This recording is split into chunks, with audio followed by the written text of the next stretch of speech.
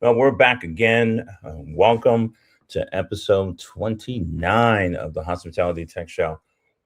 Michael Woodson here, along with my traveling host, Susan Graves. Welcome. Like I tell Glad to you be all here the with time, you, Michael. I see a cereal box and then you're on the back of the cereal. Where in the world is Susan Graves?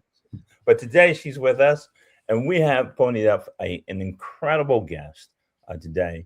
And I want to take the time to just give her justice because she's just a phenomenal. The work that she's doing in our industry, in the hospitality industry. Era Vouk is an acclaimed author of top industry publications, Revenue Management Made Easy, um, Hotel Tech 101, Hospitality 2.0, and the originator of the first in the industry online learning courses on hospitality technology and AI search optimization, and currently offered this course to large organizations all over the world. And she's been recently recognized as a top 17 technology professional, inspiring innovation in the U.S. hotel industry. And recently she was added to the AHLA HTNG T100, and that's a group of top 100 global technical leaders transforming the future of hospitality.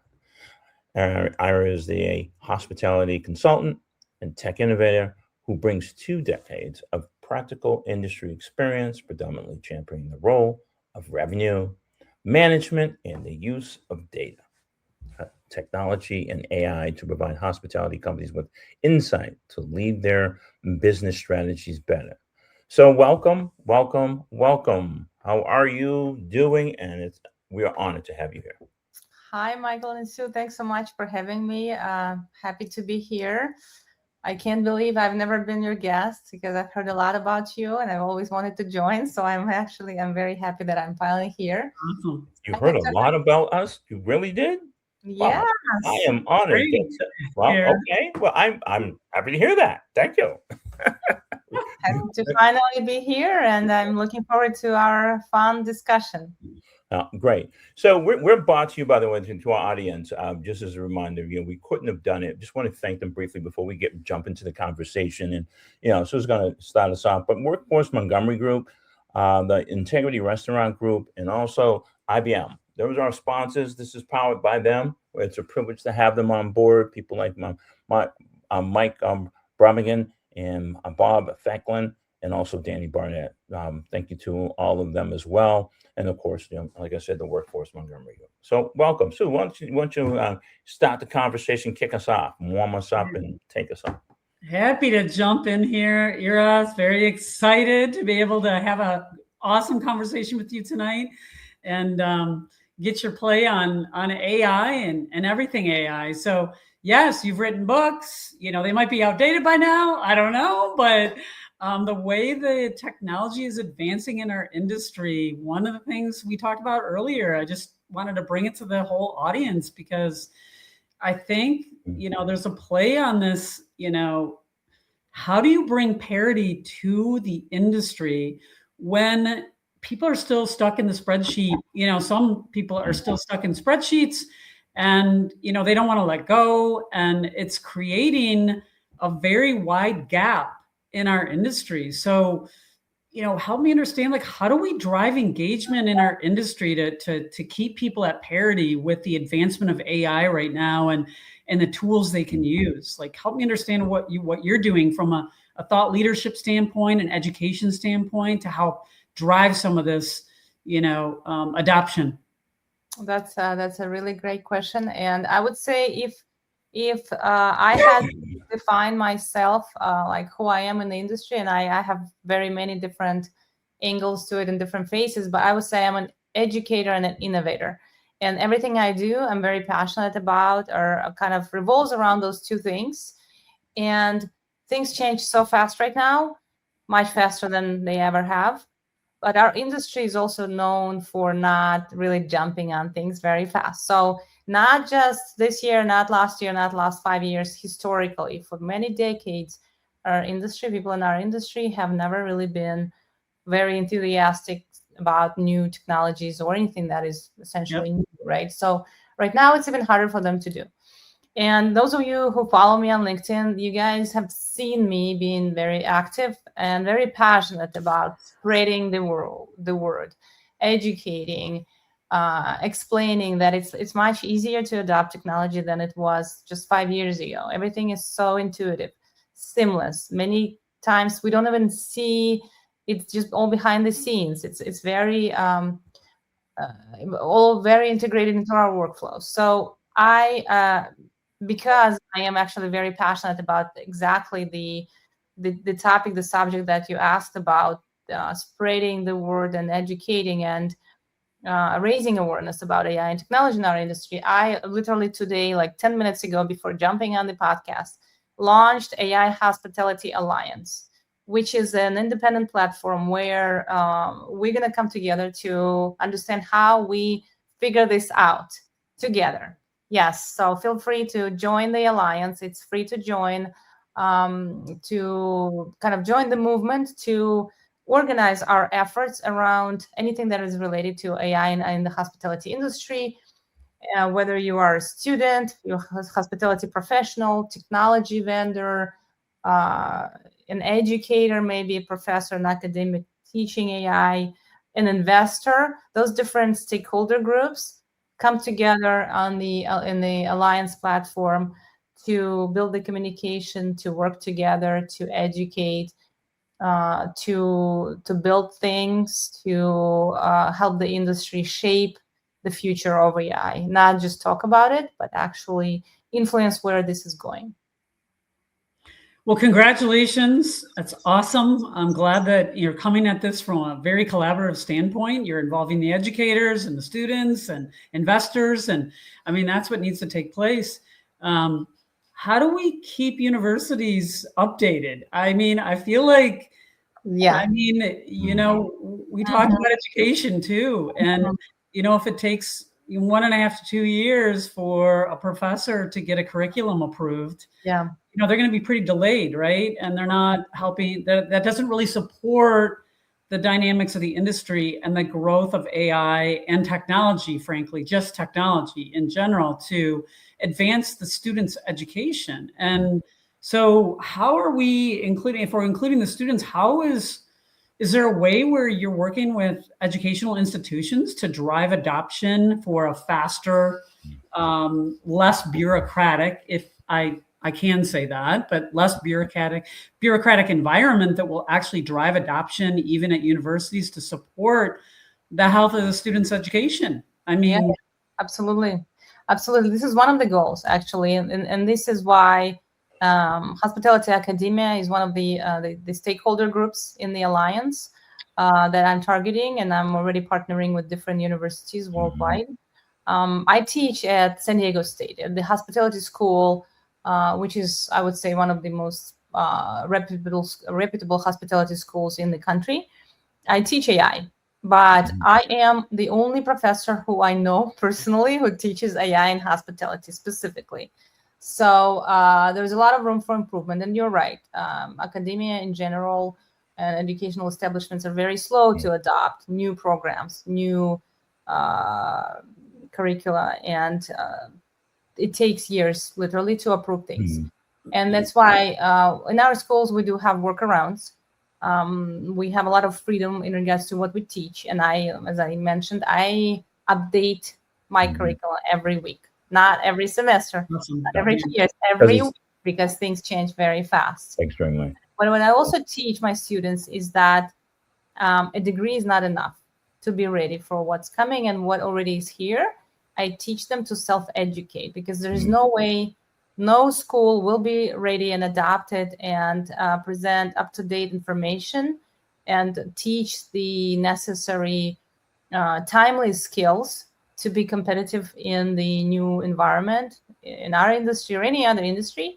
They can teach you basics. They can help you network and build relationships and teach soft skills and all those wonderful things. But you have to learn how to self-educate. And thankfully, it's very easy thanks to also AI. There is the lack of knowledge is no longer a barrier to anything. Right. You can literally become an expert in anything in a matter of days, literally, because all those things are available. So my students how to use those tools to continue learning after they graduate or in between. Right. Like you, I teach, and have been doing so for a while, for a long time at the university and Northeastern University. We Your are. professor, what are the top 3 tools you would say students need to engage in these 3 right now? But I don't know if you. Yes. So number 1, I would say Claude Core Work. Go install it, pay for the subscription. It's totally worth it. $20 a month. It's going to change your life. Literally, what you're using online, ChatGPT online or Claude online version versus the installed version on your computer, it's absolutely worth $20. Just start using it and you'll see the difference. Other than that, there's hundreds of different tools that exist for different use cases. So the Gen AI is category, which is the new category in the AI world. Yep. It's not just the LLMs, it's not just text, right? There is generation of images, generation of voice, of sound, of avatars, of code, of videos, and many different things. So there's multiple tools that exist for every single type of content generation. So depending on your use case, depending on what you do in life, depending on what you're trying to achieve, there are tools that are dedicated to that. I would say number 2 tool is probably Gamma app. Mm-hmm. You have not heard of it? Go Gamma.app and you'll thank me for the rest of your life. You can build things including websites and PowerPoint presentation, not PowerPoint, it's presentations in a matter of seconds, literally. It's something that we do a lot, and all the students who are listening are going to do a lot in their lives. They just don't know about it yet. So that's going to really help. Those are probably the 2 most. Canva for design. It has a lot of AI functionalities. I would say those are the top 3, but just keep an eye on what's out there and what's published and all the new things that are coming up. So, Era, let me ask you this question. In terms of, can you hear me okay? I just want to make sure. All right. So, agentic AI, when we look at what's going on with Claude and, of course, you've got OpenAI and you've got Gemini, you've got Copilot, and you've mentioned Gamma, and a variety of list goes on. As you see that evolving in this era, what do you think that impact is on the labor part of us in the hospitality industry? Can you expand on that? Another question. Everybody's asking whether AI is going to take jobs or create jobs. The answer is yes. Both. Absolutely both. So what we can conclude from this, and what I always, almost every single day, I tell my students, the workforce is changing, the environment is changing, and the people who are the students or graduates who do not learn how to use AI to become more efficient, more competitive, more knowledgeable, and provide and generate better quality outcomes.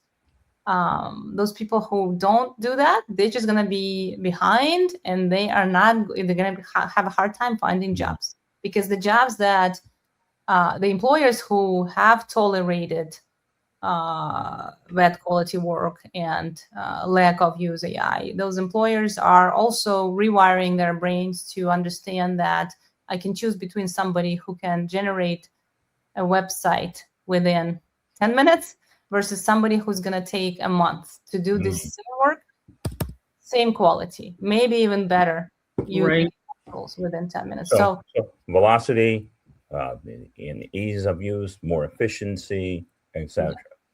But what's the impact on the wage? That's the and the labor. I mean, and when you look at that, okay. So here we are, the tools to do the job. Because that's one question. Will wages change? That might see an adjustment here, because what happens, the more we learn, the more we become a dime a dozen. It's not supply and demand here. So what's your feeling on that one in terms of that? Doesn't look like wages are gonna change. So Anthropic actually published a study recently. They analyzed the impact of AI on the existing workforce. It looks like people are actually not losing, for the most part, not losing their jobs due to AI, if you take an average different industries, what's happening is becoming harder to find a job for somebody who is within 20 something years old range for a graduate. So this is kind of what we're seeing in terms of the impact. I don't know if wages are going to be affected necessarily. I don't see that happening. What I do see happening is the supply of the workforce in general might also be declining as a result of AI, because somebody with an idea and a passion can build a tool and start a company. And as Sue mentioned, that there are examples of 13-year-old people or kids making millions of dollars because they write code. So it's not really necessary to be employed anymore, because you can build something and you can have a startup within 2 weeks without any investment whatsoever. So those opportunities exist, and they're going to continue expanding. And people who are going to be employed compared to the ratio between those and those who actually own their own business is going to also shift. So that shift, yes. That as well. So people used to like, I'm going to be really rich. I'm going to be a YouTuber. Remember those, not that long ago, those conversations, right? Like that's what these people wanted to be, was like, I want to be a YouTuber. Well, they're building they don't want to be YouTubers anymore. They want to be more than a YouTuber. They want to be a vibe coder, right? Like, well, they're building their own agents. And as the agents are sitting out there doing independently, operating on their own as a company in an AI environment, and that's what we're going to be seeing. You can also be a YouTuber much faster and have a much wider audience if you use AI tools to do that. Oh, you're right. You can build agents that can grow your audience overnight, or just work 24/7 to grow your audience, and you just generate content also using AI, and you just plug your face in there. It can be not even your face, it can be AI avatar. And if you generate content that is catchy, which AI will help you find, this is how you go. So you can be a YouTuber without even, doing your hair and putting makeup on. AI is going to do it for you. So those opportunities also exist. And so do you think people are going to be like, do you think I feel like AI is going to, empower people to be more ambitious about goals, because they won't be tied to these repetitive, redundant tasks that are boring. And that like weigh you down, like you feel so overwhelmed. But imagine having agents take that workload of repetitive tasks off of you. Wouldn't you think that we would just explode as an industry with ambition and excitement and empowerment of employees? No, I love this question. But this is what I tell my students, and I've thought about this for a long time, because historically, there will always be people who are going to be lazy and people who are going to jump on things and get things done. And they're going to be 13-year-olds making millions of dollars, and they're going to be 13-year-olds who are going to play video games all day long.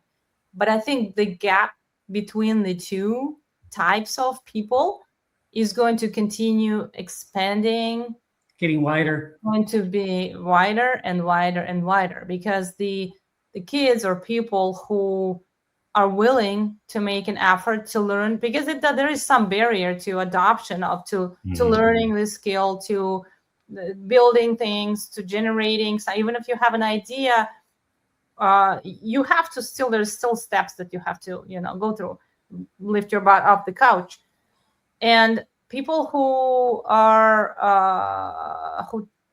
willing to learn and jump on things, now that they have all these tools that they can utilize to become so much more advanced than those who are still on the couch, and the gap is going to be expanding. So previously, the difference between, maybe successful people and not so successful often was lack of knowledge, because somebody, learned something, new skill, and they were, making a living off of that knowledge and skill. Right now, lack of knowledge is no longer a barrier or an obstacle to anything, because like I said, you can become an expert in anything in 2 days or 2 hours, right? Now, the difference is curiosity. And this is the word I use with my students when I talk to them, and anybody who I speak to. Curiosity, that willingness to open that OpenAI chatbot window and plug in your question or your prompt or not. So this is what the difference is going to be essentially, the driver, the differentiating factor between these different categories of people who succeed and who do not, who make things happen and who's still on the couch watching Netflix or playing games. But you got to have a willpower, and it's about exposure, and it's a mindset. As you know, you're a product of your own environment, and so if you don't have that motivating factor that drive, you're not going to do that. I mean, I know 3 kids who got together, they learned Python on YouTube. Now they're making money. They've got their agents, and they're companies, and they're making money. They just went from zero to they're making a lot of money. All right, amazing, yeah. Which is amazing by accident, by the way, not with the intent to say that. Let's try that. They found this out. They heard this under the underground, and they tried it. And now they're just making this money that's coming into them. Well, what do we do with it? That's what. You ask ChatGPT will tell you what to do with it. Right. So now they go, okay, well, we got to make some investments, and so they're going to tell them to buy a hotel, Michael. Tell them to buy a hotel. Buy a hotel, or so. So as we're sitting here having this discussion, I'm sure that there's another millionaire who has launched his bot and a week ago or 2 days ago, and he's seeing the numbers go up. But let me ask you this though. All right, you mentioned in the classroom about the curriculum, and like yourself, I teach. I've been teaching for a long time. The university I'm at, Northeastern University in Boston, is that they are having innovation sessions for the professors, recommending that everything we do within our curriculum, you must have a component of AI in the curriculum. So they're pushing that out. All right. And the program managers are the one that are getting this approval, right? Modifying the courses that existing and bolting on an AI component. In my existing class, I teach information security management. And what I do is in the beginning of that class, we talk about AI-related topics, and to spark that interest. And in the assignments, I've also added that as well. So in terms of what you're seeing, when you mentioned that, is this going to, is it change at the top? So, for example, most of your college professors or your provosts or deans, they're kind of traditionalists. They've been around kind of a long time, all right. Yep. Versus an innovator, if you go down the stack, millennial, etc. Right. Well, they got a clue, right? Yeah. And then, so how do you handle that?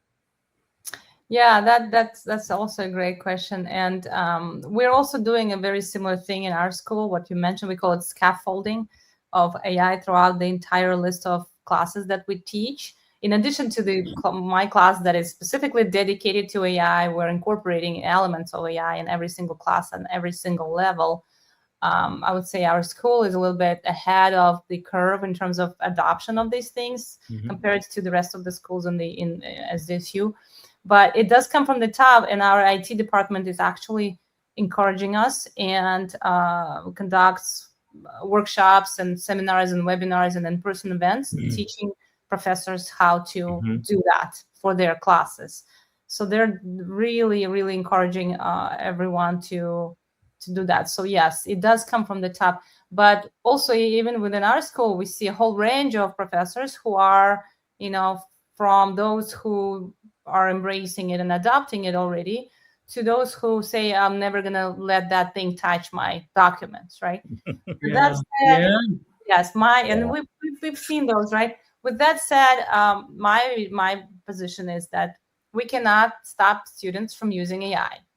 No. You can tell them 1,000 times, do not use AI to submit this assignment.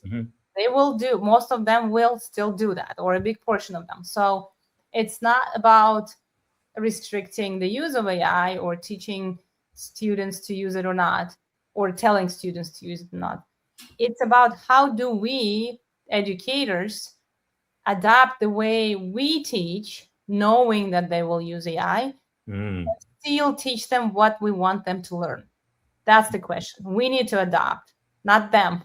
We can't force them to do something that it's not natural, because when they graduate, they're going to be asked to be proficient in these tools. Yeah. So we can't expect them to not even try to use them. We need to encourage them to use them, teach them how to use them properly, but also rewire our own brains to still make sure that we communicate what we want them to teach, to learn, and teach the things that are in our SLOs, the learning outcomes. Well, one of the things when we look at the cubic, right? You have the cube, and you want these outcomes in the chorus, and we're adding that AI component and the assignments that we do, and you want to make sure that we touch base on that from a metrics perspective. But one of the things is that in some instances, let's say an associate course, yes, the younger ones, but when you have a course, we have a combination of professionals who are going back to school because of the change. They've even been, let go from their job. They're changing careers. It's a hard sell sometimes. They may not have that technology, all right, background mindset. And so what's your thought process on that? I'd say that, if you're unable, like if it's hard transition for you, then that's just go and watch Netflix. You have to. Well, can't say that. I mean, it's like the horse and buggy. Everybody got rid of the horse and buggy and they got a car, right? And so now here is artificial intelligence in your face. My job I've been displaced from my job because, right? And in order for me to survive, I've got to retool and kind of, gear up for the new challenge. How do I, so what's your take on that in terms of those individuals? Because, you don't want the digital divide to happen. We've been there, done that with the digital divide, but now this is a rapid, accelerated adoption. And everything we do, AI's in. I go to Wendy's. Hello, I like to learn a burger. It's not a person, it's artificial intelligence. Yeah. Okay. It's a I would say that, based on the statistical analysis and the research and the numbers that are published, not a lot of jobs have actually been displaced. Like people are not losing their jobs due to AI. Where they are is actually in IT mainly, the coders, the engineers. And I'm not worried about those guys. They'll figure out what to do. They're going to go and build cool tools and open startups, right? So in other areas, people are not really losing their jobs. They're sticking to their positions and employers are keeping their workforce. So I don't think that's a very common scenario, what you described, but it might happen eventually. And there are always going to be areas that have not been yet significantly affected by or displaced, I would say, by these tools, because, it's going to take years for the entire humanity to adopt these tools, and for all companies are also slow in adopting those tools, right?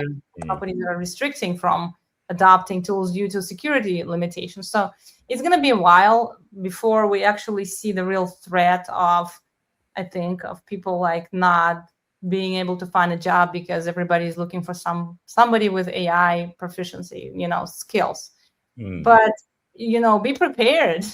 Learn how to use Claude. Learn how to use, basic AI tools. They're very easy to learn.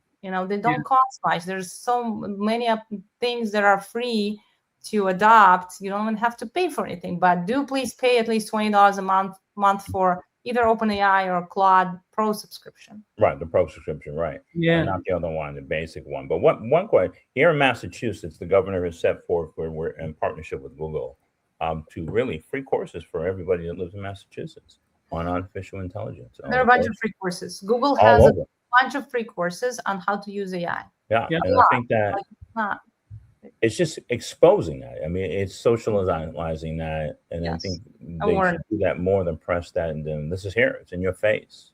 It's mentality and awareness. Yes. Lack of willingness to adopt or lack of knowledge about what these tools do.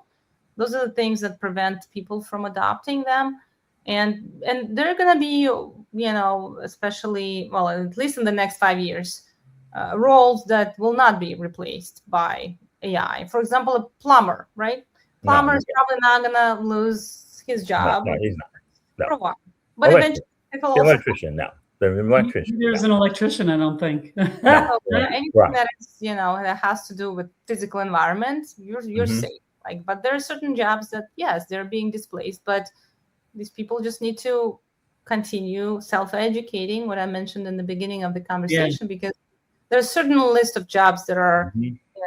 being threatened right now more than others. And again, those studies have been published, especially by Anthropic. They've done a lot of research around mapping out which positions are, At risk. threatened at Yeah. risk and which are Yeah. not. Our industry is, I would say, is probably less risk than many others, especially property level roles. Humans are needed. We are human industry. Hey, So don't you think the human element is going to become that much more important? Yeah. How to deal with conflict management and just, Yeah. working with people. I mean, that's the human element that's going to be that much more important and will differentiate and add value for an owner's asset, the portfolio, right? Yes. Yeah, That'll well, the be- human in the loop is good. It's just got to be there for that. It's not the human will never be replaced. Which brings me to that next subject of robotics. Robots in the hospitality industry. We had a fascinating guest last episode, and I'm hoping to have the opportunity to even interview a robot on this show as a guest. You can buy one on Alibaba for $6,500. Right. Yes, they just launched it yesterday on Alibaba. The Chinese company, what's the name? I'm blanking, but yeah, Chinese company. They are making a 4-foot robot, and you can buy it in the U.S. market. You can buy it on AliExpress or Alibaba for $6,500. It does stunts and flips and back flips and cartwheels and stuff, and you can program it to do whatever you want. But it Does it do your chores at home and stuff like that? Is that what it does? that one costs $20,000. Okay. Yes. I saw that one. Yeah. Now you got me thinking. That one is a full height one. Yeah. I wonder if that would qualify as an individual in the car for a hovline. What do you think? That's a very good question. It moves. It has a mind. I mean, it's like I sit him in here, and he does move. He talks. You can argue that in court 100%. There's I mean, that. Oh my God. Interesting. Consciousness. So with that said, and I have to remember that one. In terms of like in the food and beverage, right? FOB. Now, robots are there. They're serving. They're bringing your food to the door. I see them going across college campuses with their little 4 wheels. But the actual robot itself that looks like a humanoid. What do you think about that? What's your thoughts on that? It's gonna be sooner than you think. It's already first of all, in different regions. I mean, you have to also keep in mind different geographic regions evolve at a very different pace. Europe is going to be behind for a very long time due to whether it's right or wrong, not outside of this discussion, but due to various regulations and things that they're very careful about. Their adoption rates are going to be much slower there than anywhere else. Asia is ahead of the US. US is catching up. Robotics in hospitality, it's not anything new. And every morning I read the news, billions of dollars are invested in robotics for all kinds of different use cases. And those use cases do include the use cases that are related and are important for our industry as well, including housekeeping. Like, how do you make a bed? That has been historically the most complex task to robotize, to automate. But yes, there is now a robot that can make a bed. It's probably expensive and inefficient. Yes, it's expensive and inefficient, but it's just a matter of time. Wow. So they're getting better and faster, right? Yeah. So it's probably clunky now and takes time, but now let me paint the scenario.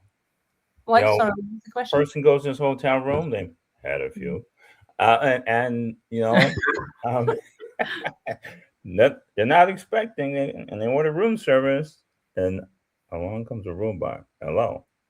Whoa. It's probably supervised right now at this point. But by the time they become unsupervised, I think a lot of customers are going to be used to seeing them everywhere.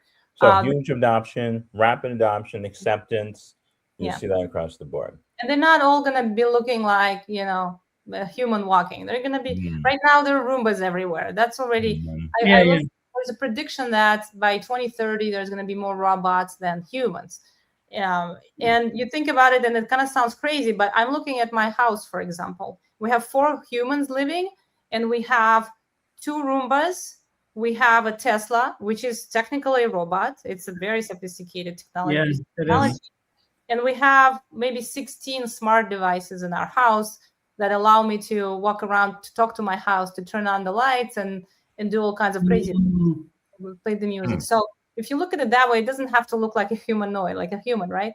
Robots can look very differently, but there's so much money flowing into it, and it's very rapidly evolving right now, and it's going to here faster than we think.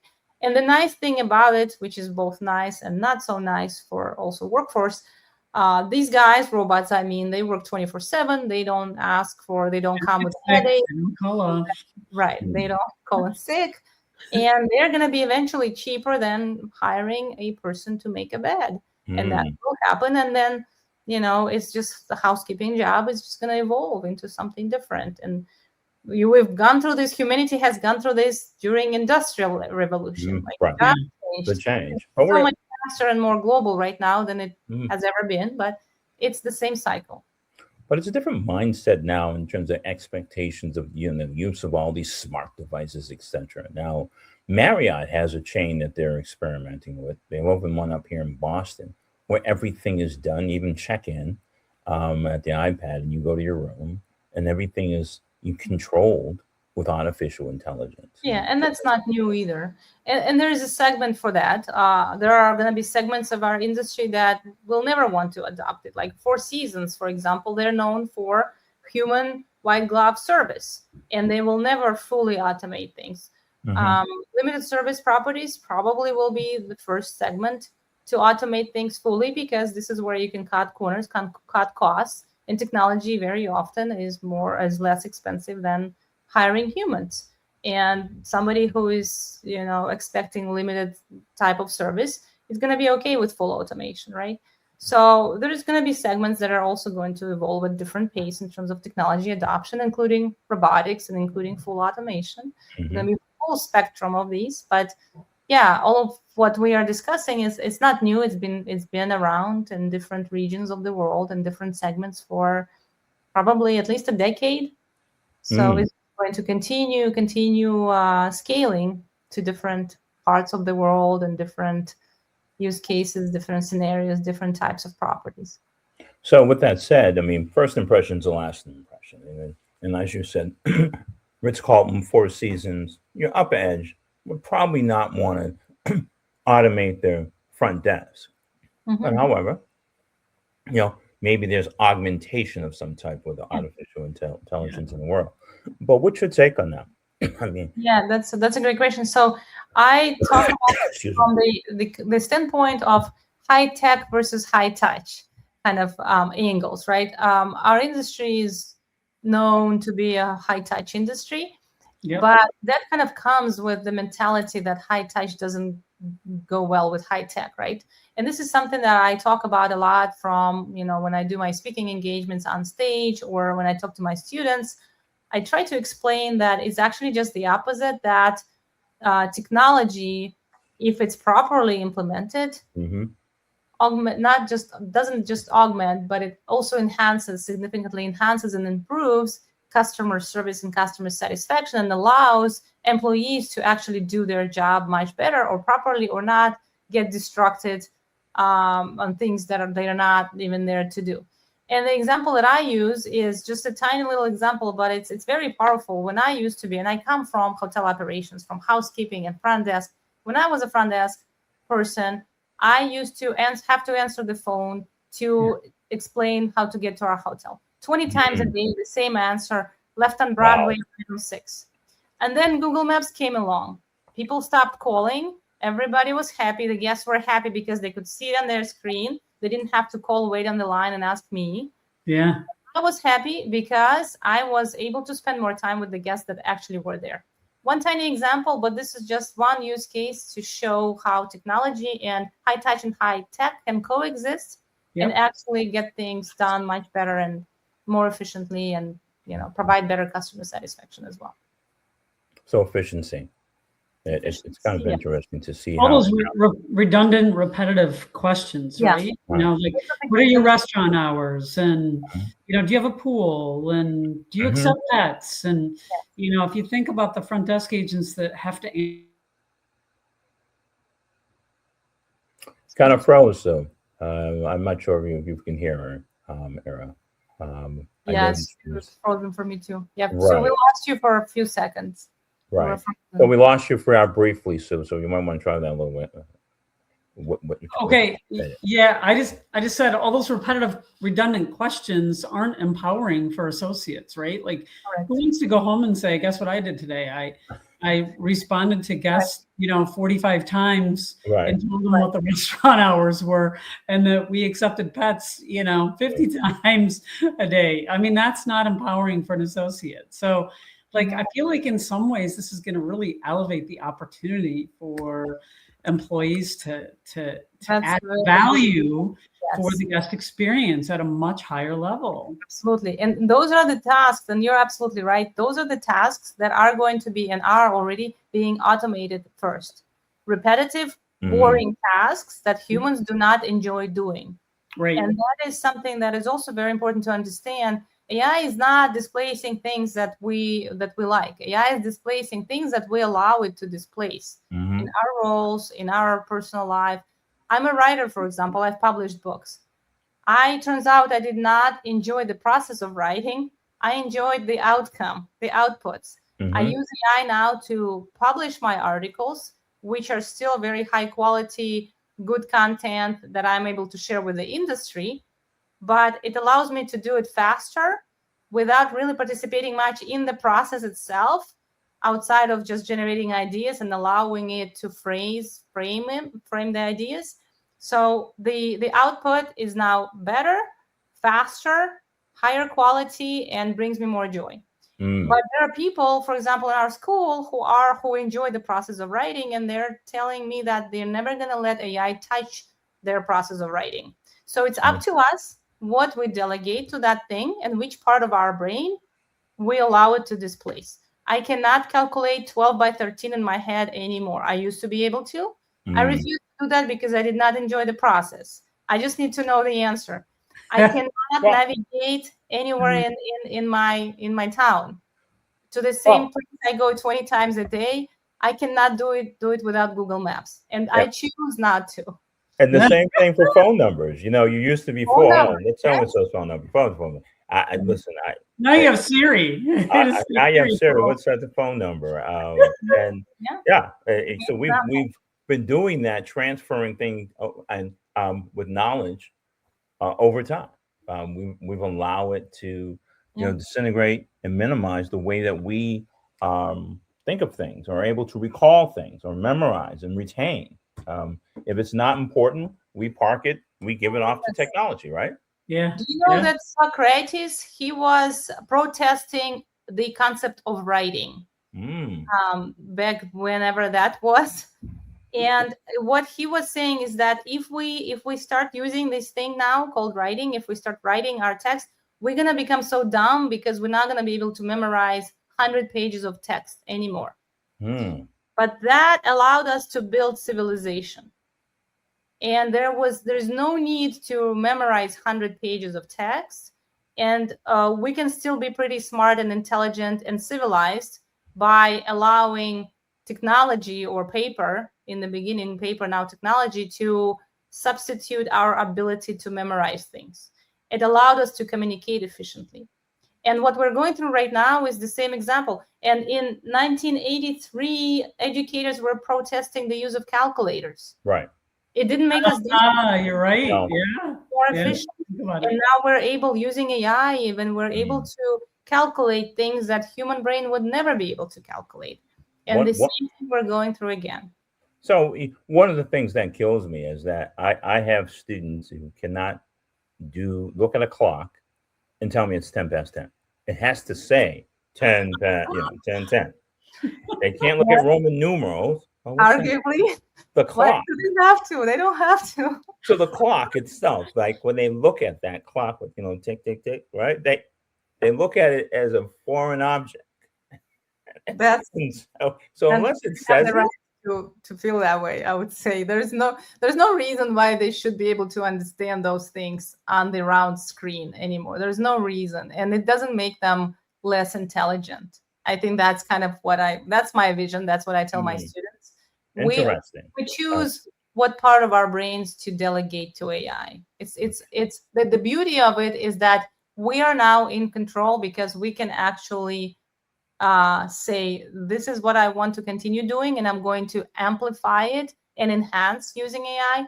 And this is what I do not want to do. So I'm just going to let that thing do it for me. So we actually have a choice now, which we never had before. Well, so I have a question for you on this. You know, AI is growing fast, but where do you think quantum computing is taking us? I think it's going to be all interrelated, correlated, and one kind of comes with the other. And we are also discussing, you know, we're talking about AGI, you know, artificial general intelligence, which is a whole new level of AI. Yep. And whereas that is going to take us, we have no idea. Nobody has any clue. We're just going to sit and watch and try to survive. I mean, that's essentially what we're going to do. Well, the concern I have, do you think quantum computing can break a blockchain code? I would not know that. No, I wouldn't even try to answer. Well, I think that eventually, I mean, today, for example, hackers are compiling and collecting data that's encrypted, knowing that quantum will be able to break it. And today's, you know, TLS 1.2, we're barely to 1.3. Or AES, data at rest, and AES 256. That technology, when quantum and that crypto key, they'll just be able to break it like that. And that data that they've taken, that's sitting there in archives, they're going to have a field day. And so we're going to see more and more of a compromise. That's a part of this. I was thinking that too. Yeah, the compromise data. That's coming. That is a coming of age. You know, we're going to begin to see some data breaches, you know, being announced, or, you know, things in a while, more activities in the underground, you know, things being sold, or someone being held, or some identity being, because they have your data, they have your information. And so now it's like it's been broken by the use of quantum technologies. I have a question for you. Autonomy cars, all right? The autonomy of that car and that technology as we see it today. One of the dangers, as I said, we talk about phones. We don't like that. There's certain things that we have, you know, kind of transferred over to Siri and etc. What about the days when, you know, I think about when I came back from overseas. I lived in Jakarta for a while, and I always had a driver. And then when I had to drive myself, ooh, it was scary. That's already everywhere. I've been in a ridden Waymo car times. It's not new news. It's like it's nothing new. It's been already a functioning concept for, I would say, over a year in different parts of the world, including many cities in the US, rapidly expanding. More and more companies, including companies like Amazon, Volkswagen, and a lot of companies are building their fleets, independent automated fleets, and governments are approving those companies, and data is accumulating, and the number of rides are accumulating. Data shows that those guys are much safer than you and I. That is fact. That is 100% fact. I have a Tesla. I use, not always, but I use full self-driving mode. And plus, if I don't use the full self-driving mode, I use it. Just that thing has so many different guardrails and things that they assist you to drive. I would say that this thing is such a much better driver than me myself. Well, humans are so distracted, you know. Yeah, no, it has saved me from fender benders so many times I lost count. So the autonomy. So what about the autonomy transport from the hotel, and instead of the driver picking you up in the van, etc. Now we got an autonomy car that's going to take you wherever you go. Easy. It's already in Las Vegas. The I don't remember what they're called. The kind of the bus looking things. They already do that. It's not something that it's already been implemented. again, multiple companies, not just Waymo. Uber is going in there too. They just invested money, acquired a company or something like that. Yep. No, that is not. It's like already here, but very soon, maybe 12 months from now, it is gonna be in much more cities than it is today, and we're gonna see them everywhere. And I have tried, and honestly, I feel safer in those cars than I do with Uber Drive. Wow. When I went to a conference the other day, and my Uber Drive, like I went in an Uber, and it smelled like marijuana in the car. Well, true. Not safe at all. Well, yeah. right, but like I said, you could put them in the autonomy car, but eventually, I mean, everyone will be using them. I know it's more popular on the West Coast. Chicago has some, I believe, but I think that here in Boston, we're going to be a little slow because we have old cow pasture roads here.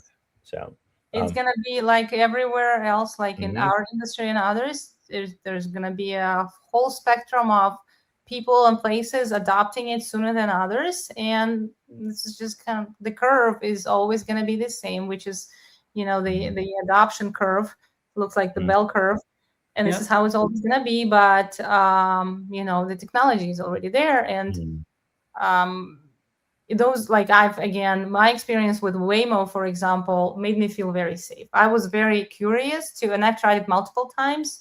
It's not slow. It's pretty aggressive, but it's a very, very safe. It was very safe. To do it. I've yet to do it. I was going to. I saw. I said, not right. I haven't used it yet either, but I haven't. Not ready for it. However, in London, I was just in London. They're testing that. They still have a person in the car, but they're testing it in London. I saw 2 of them. So that's coming of age over there, and which takes us back to what you said earlier, that Europe is going to be slow to adopt. Why did you say that? Yeah, so interesting discussion. And I go to Europe a lot, and I speak at conferences in Europe as well. And they know my opinion on this. And they also, many of them do share that opinion, and they're also frustrated. So there's a difference between the way that the European EU and their government approaches adoption of new technologies, including AI, versus how our government sees it. And then there is, Asia, there's China on its own. It's a whole different story. And then there is Russia. It's a whole different story. If we just compare US versus EU, night and day, a big gap. Mind the gap. I call it mind the gap. You've been to London, you know what that is. So I'm just kind of taken back there. You said that because, they came up with the AI Act, the de facto, world first. Here it is. This is the AI Act regulation. Right. Yes, the regulation is the key word. So they regulate the heck out of it because they are very cautious about that thing scaling to the point that we will not know what to do with it. In our country, we do not worry about those things. Again, whether that's good, what's right, what's wrong, I'm not going to, even try to share my opinion on that. I don't even know what my opinion is.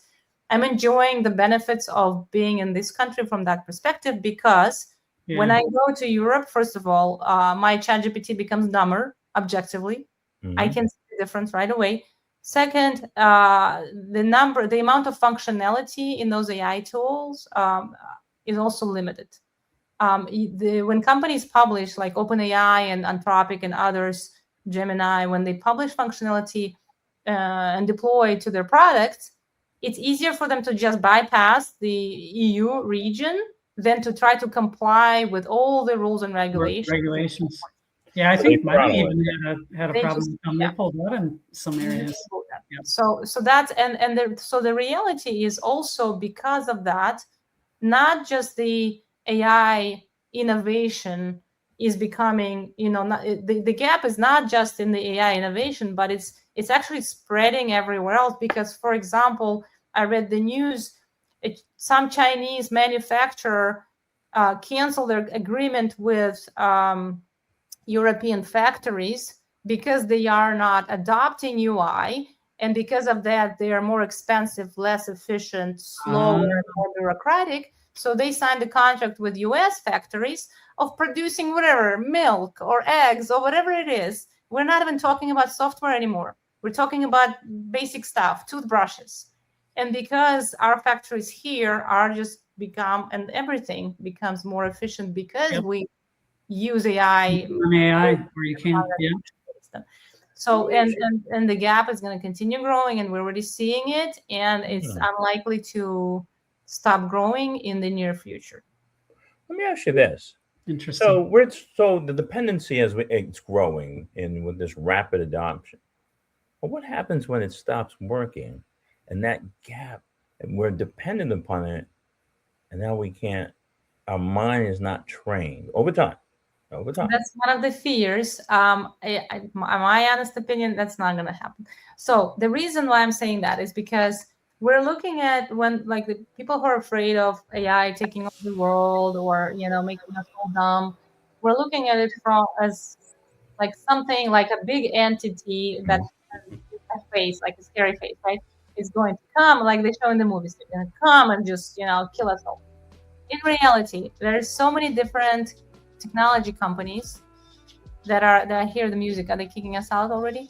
No, that's just a reminder. I was going to say, do we need to keep our calculators? Is that what we need to and that's it. Our calculators before pen and paper. You have a backup plan, pencil, right? The pen and the paper in the box, right? In the lunch box. It's called our business continuity kit. And so, but the reality is there are so many different companies that deploy AI products, and they're all independent. One stops working or one gets shut down by the government, there is always going to be another one. So, and they all compete, which is also nice.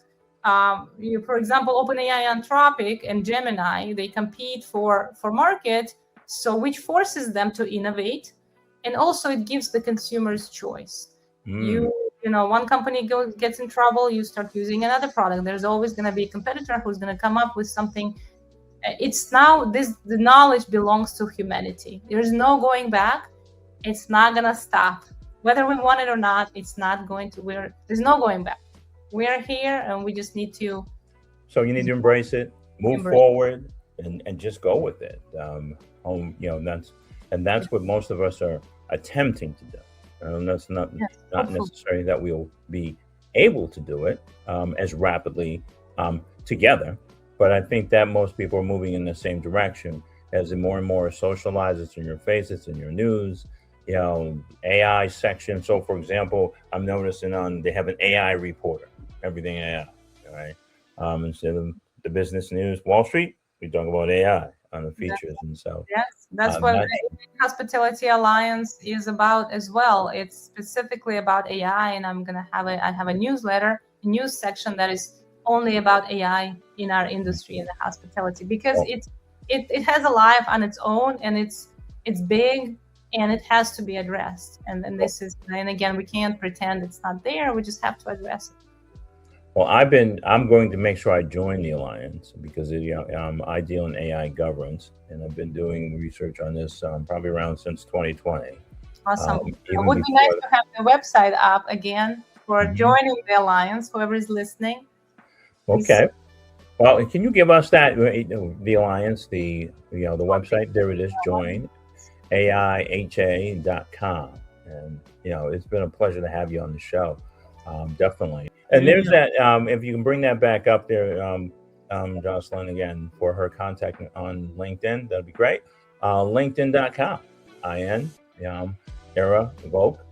She's been our guest. I mean, it's been great speaking with you. Fantastic. Absolutely. Any last words about, we know where we've been. We definitely know where we are now, but where are we going? Where are we going? Yeah, let us know. Nobody knows. And even these AI platforms, the companies that are building this thing, nobody has any clue. 100%, 120%, nobody has any clue. So what we have left to do is try to adopt and, keep up with it. Try to keep up. Try to take advantage of what's happening. That's what we should do. So basically, lean in. Lean in. So there you go. Well, just out to our audience and also to our partners and those that are maybe new to us, don't forget to like us and follow us on LinkedIn and Facebook. Send us your feedback or comments to the info at hospitalityontechnologyshow.org. It has been, once again, a pleasure. Era Vouk, a hospitality consultant.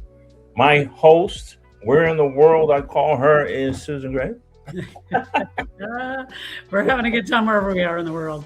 And myself was Michael Woodson. It's been a pleasure. And I'd like to thank our workforce, Montgomery Group, the Integrity Restaurant Group, and Integrity Group of Bob Falcon. And then Danny Barnett at IBM. We love you and thank you for your support. It would not be possible for us to have that. So this place, for episode 29, I'm going to close this out, and then a little early, but come back in your day. And until next time, all right, we'll see you then. This place where hospitality and technology come together on the Hospitality Tech Show. Until next time, good night.